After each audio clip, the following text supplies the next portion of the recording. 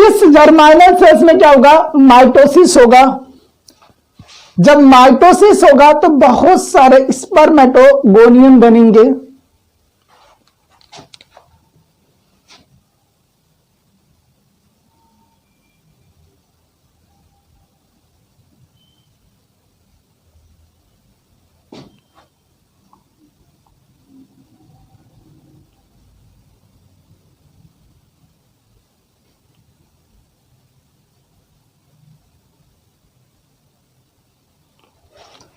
देखो बच्चों, ये जो स्पर्मेटोगोनियम बना है,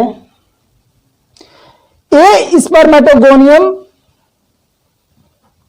की प्लॉइडी होगी जो 2n होगी। हमने आगे क्या करवाया है, माइटोसिस। देखिए, एक होता है माइटोसिस और एक होता है मियोसिस। माइटोसिस में एक सेल से दो सेल बनता है, और मियोसिस 2 टाइप का होता है, मियोसिस 1 और मियोसिस 2। मियोसिस 1 जो है रिडक्शनल डिवीजन है, जबकि मियोसिस 2 इक्वेशनल डिवीजन है, सिमिलर टू माइटोसिस। अब मियोसिस 1 होगा तो 2n का n होगा, यानी 2n एक दो सेल का एक सेल बनेगा। और जैसे मियोसिस 2 होगा, एक सेल का 2 सेल बनेगा। यानी माइटोसिस एंड मियोसिस आप लोगों को आना चाहिए, मतलब दिमाग में फिट होना चाहिए आप लोगों की, माइटोसिस क्या होता है, मियोसिस क्या होता है। तो हमने यहां कराया है माइटोसिस, यानी यहां पे एक सेल का 2 सेल बनेगा। अब ये जो स्पर्मेटोगोनिया है, ये 2 टाइप का बनता है, जिसको हम बोलते हैं अडार्क एंड अपेल। अडार्क को बोलते हैं रिवर्स स्टीम सेल, और अपेल को बोलते हैं सेल्फ रिन्यूइंग स्टीम सेल। देखिए, जैसे कि मैंने पहले कहा था, इंक बहुत ज्यादा निकल रहा है मार्कर से, आई थिंक बहुत ज्यादा ओवरफ्लो हो रहा है, इसको स्टीम सेल बोला था।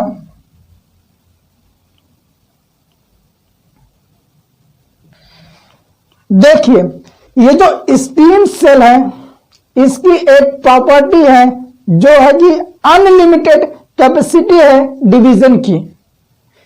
अब स्पर्मेटोगोनिया को स्टीम सेल इसलिए कहा गया क्योंकि देखिए, स्पर्मेटोजेनेसिस 11 to 13 के एज में स्टार्ट हो रहा है। किसी में 85, 95 और 75, इतना लंबा प्रोसेस या इतना लंबा रास्ता तय करने के लिए इस स्पर्मेटोगोनिया के पास ऐसी कैपेसिटी होनी चाहिए कि नहीं, जो कि अनलिमिटेड डिवीजन करे। और उस तरह की कैपेसिटी स्टीम सेल में पाई जाती है, जिसके वजह से इनको हम कहते हैं स्टीम सेल्स। बात समझ में आया आप लोगों को? बिल्कुल। जैसे कि हमने स्टार्टिंग में आपको बताया था कि स्पर्मेटोजेनेसिस 3 फेज में होता है। मल्टीप्लिकेशन फेज ये रहा आपका।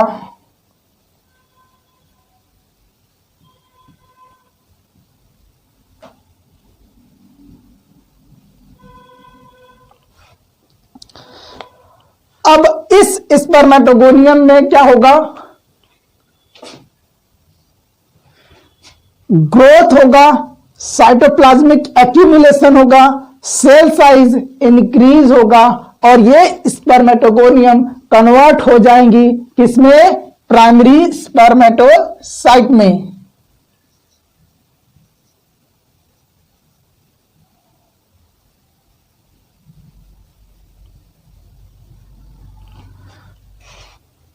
अच्छा, इसकी प्लॉइडी क्या होगी, बोलो? 2n होगी ना बच्चा। हमने क्या करवाया, ग्रोथ करवाया, साइटोप्लाज्मिक एक्यूमुलेशन करा के सेल साइज इंक्रीज कराया। हमने ना यहां पर मियोसिस किया और ना ही माइटोसिस किया। यहां तो बस स्पर्मेटोगोनिया ने ग्रोथ किया है और अपनी साइज इंक्रीज कर लिया है, जिसके वजह से इसका नाम चेंज हो गया है प्राइमरी स्पर्मेटोसाइट। अब इस प्राइमरी स्पर्मेटोसाइट की प्लॉइडी क्या है, 2n है बच्चों। ये नीट यूजी में पूछा गया है और आने वाले टाइम में भी पूछा जाएगा प्लॉइडी को लेकर के। तो इसको आप ध्यान रखना कि इसकी जो प्लॉइडी है प्राइमरी स्पर्मेटोसाइट की क्या है, 2n है। इस प्राइमरी स्पर्मेटोसाइट्स में क्या होगा भैया? मियोसिस होगा। मियोसिस में भी क्या होगा? मियोसिस फर्स्ट होगा। जैसे कि हमने कुछ ही टाइम पहले आपको बताया था कि मियोसिस 2 टाइप का होता है, मियोसिस 1 एंड मियोसिस 2। तो हम यहां पर कर रहे हैं मियोसिस 1, यानी मियोसिस 1 मतलब रिडक्शन करेंगे। जैसे इस पर प्राइमरी स्पर्मेटोसाइट्स में मियोसिस 1 होगा, रिडक्शन होगा। रिडक्शन होने के बाद क्या होगा? इसकी प्लॉइडी हाफ हो जाएगी, बनेगा क्या? Secondary spermatocyte.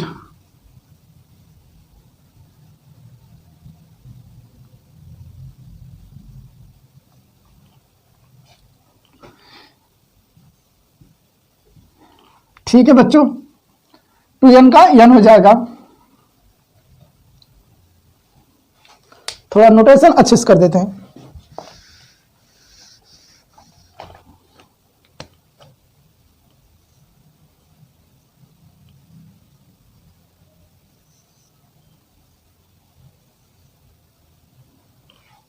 क्या है? Secondary spermatocyte.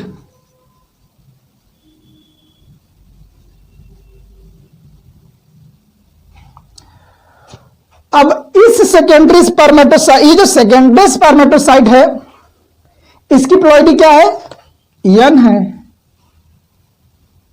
बच्चों ओवरफ्लो हो रहा है, मार्कर बहुत ज्यादा। तो यहां पे जो क्वेश्चंस बनने की यहां पे भी चांसेस है, पूछ लेता भैया जो स्पर्मेटोसाइट है इसकी प्लॉइडी क्या होगी? n होगी, माइंड में होना चाहिए। अच्छा देखिए, ये जो सेकेंडरी स्पर्मेटोसाइट है, ये जो नाम आपको मिला है, तो क्या मियोसिस कंप्लीट होने के बाद मिला है क्या, या मियोसिस फर्स्ट होने के बाद ही ये नाम आपको मिल गया सेकेंडरी स्पर्मेटोसाइट? बिल्कुल करेक्ट। सेकेंडरी स्पर्मेटोसाइट जो नाम आपको मिला है वो मियोसिस फर्स्ट के बाद ही मिला है, ना कि मियोसिस कंप्लीट होने के बाद। Keep in mind dear student, इस बात को ध्यान रखना आप लोग। अब इस सेकेंडरी स्पर्मेटोसाइट में क्या करेंगे अपन? भैया गैमेट तो बनाना ही है ना,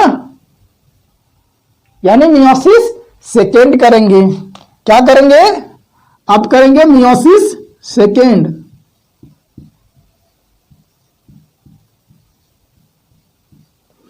मियोसिस सेकेंड कैसा है? Similar to mitosis. इसका मतलब एक सेल का 2 सेल बनेगा। तो लो आ जाओ, एक सेल का 2 सेल बना देते हैं भैया।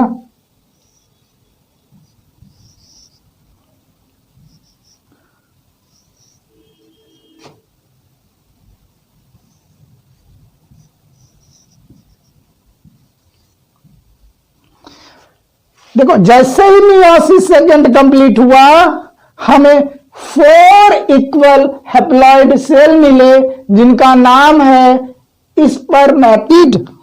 नाम क्या है? स्पर्मेटिड।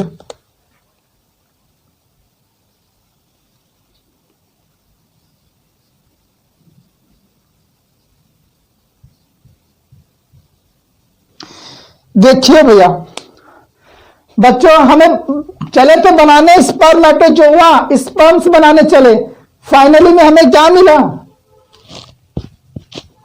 स्पर्मेटिड्स। क्यों? अरे भैया हमने तो माइटोसिस भी करा के देख लिया, मियोसिस भी करा के देख लिया, सब कुछ होने के बाद हमें क्या मिला फाइनल में? स्पर्मेटिड्स। तो क्या ये स्पर्मेटिड ही स्पर्मेटोजोआ है? नहीं नहीं नहीं नहीं नहीं नहीं नहीं नहीं, ये स्पर्मेटिड ही स्पर्मेटोजोआ नहीं है। इट मींस हमें और आगे चलना होगा, क्योंकि आपने एनसीईआरटी में जो स्पर्म्स और स्पर्मेटोजोआ का डायग्राम देखा है वो बिल्कुल इलॉन्गेटेड और फ्लैजिलेटेड है, जिसके पास हेड है, एक्रोसोम एंजाइम कंटेनिंग हेड है, एनर्जी कंटेनिंग मिडल पार्ट है, और मूवमेंट प्रोवाइड करने के लिए टेल है। क्या इसके पास ऐसा कुछ है? नहीं है। ये तो बिल्कुल बदसूरत आलू शेप का, स्फेरिकल शेप का स्पर्मेटिड्स बना हुआ है। इट मींस हमें और आगे की तरफ चलना होगा, यानी इसका शेप चेंज होगा। स्पर्मेटिड से स्पर्मेटोजोआ में जैसे ही कन्वर्ट होगा उस प्रोसेस को बोलते हैं स्पर्मियोजेनेसिस।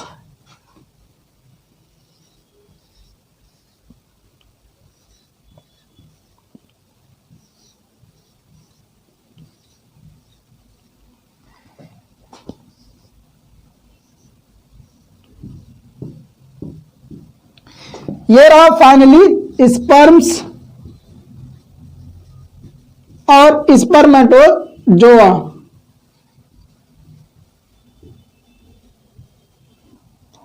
और ये जो फेज है जो स्पर्मेटिड से स्पर्मेटोजोआ में कन्वर्ट करता है, उस प्रोसेस को बोलते हैं स्पर्मियोजेनेसिस। क्या बोलते हैं? स्पर्मियोजेनेसिस। देखो बच्चों, स्पर्मियोजेनेसिस जब भी आए समझ लेना, बहुत ही इंपॉर्टेंट है। यहां पे नीट यूजी का बहुत ही अच्छा खासा ध्यान रहता है और क्वेश्चंस आने की पॉसिबिलिटी यहां पे बहुत ज्यादा है बच्चों। ठीक है, ये रहा आपका ग्रोथ फेज और यहां से यहां तक आपका मैच्योरेशन फेज है।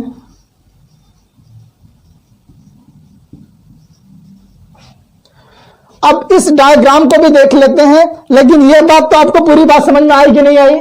आ गई होगी बच्चों। मुझे नहीं लगता कि आपको किसी भी स्टेप में डाउट होगा। मैंने आप लोगों को बिल्कुल जहां पे क्वेश्चंस आने की पॉसिबिलिटी है, मैंने वहां पे आप लोगों को बिल्कुल जहां जहां मैंने स्टार मार्क लगाया है वो तो आप ध्यान रख लेना कि इसको तो आपको आना चाहिए, इसका मीनिंग्स भी आना चाहिए, मतलब क्या है सब समझ में आना चाहिए।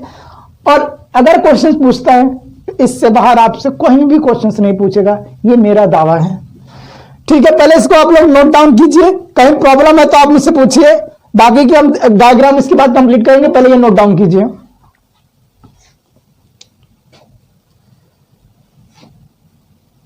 हाथों हाथ उसको नोट डाउन करना, डायग्राम की तरफ लेबल करता जा रहा हूं, डायग्राम को भी देख लेना आप लोग।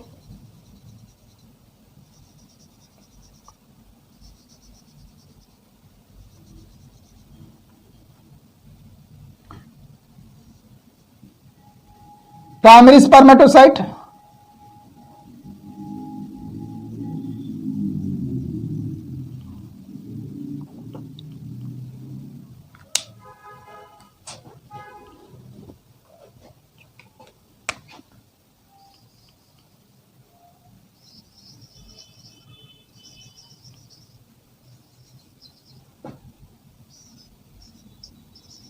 सेकेंडरी स्पर्मेटोसाइट,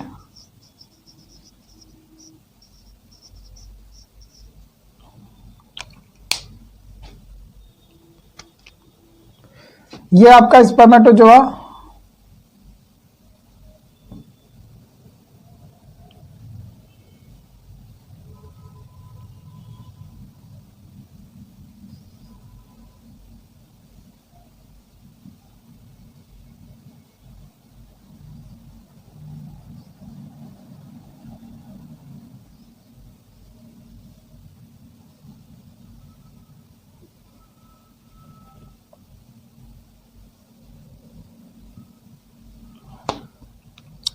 अच्छा बच्चों थोड़ा सा ध्यान देना, आपके एनसीईआरटी में एक टर्म दिया हुआ है स्पर्मिएशन। देखिए ये जो स्पर्मेटोजोआ का हेड है सेटोली सेल के साइटोप्लाज्म में एम्बेडेड है। क्यों एम्बेडेड है?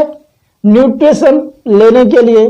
तो क्या जिंदगी भर न्यूट्रिशंस भी लेता रहेगा कि आया है तो कुछ नाम भी करेगा, कुछ नाम भी कमाएगा?